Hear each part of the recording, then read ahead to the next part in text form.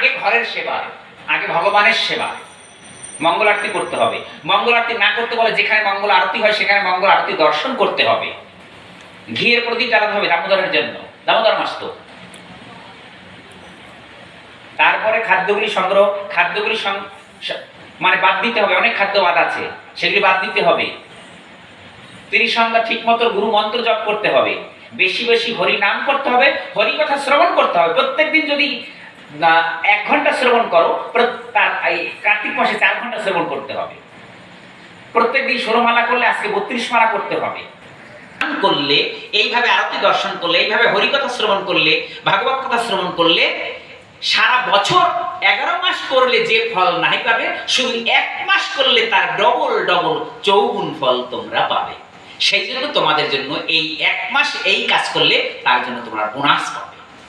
তোমরা সারা বছর যে পাপ করেছো, সেই সারা বছর যে পাপ করেছো 1 মাসে এই কাজ করলে তোমাদের সব পাপ ধুয়ে গিয়ে আমার চরণে তোমাদের জন্ম জন্মান্তরের জন্য ঠাঁই দিয়ে দেবো, স্থান দিয়ে দেবো।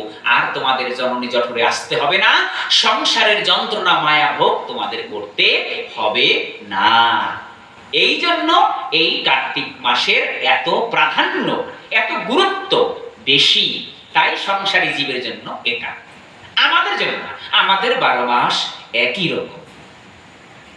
গিয়ে দেখবে 12 মাস আমাদের 365 দিন একই রকম।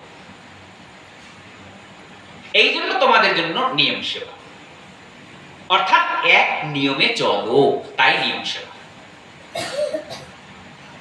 সেবার কথা হচ্ছে প্রভুর সেবার জন্য আমি সদা সর্বক্ষণ ব্যতিব্যস্ত। 11 মাস ছেলে মেয়ে নাতি আত্মীয় বন্ধু স্বামী শ্বশুর এদেরকে নিয়ে সংসারের জন্য ব্যস্ত হয়েছিলাম। এই 1 মাস আমি গোবিন্দ সেবার জন্য সেবায় ব্যস্ত থাকবো, তাই নিয়ম সেবা। নিয়ম সেবা, এক নিয়মে সেবা করা, তাই তাহার নাম নিয়ম সেবা।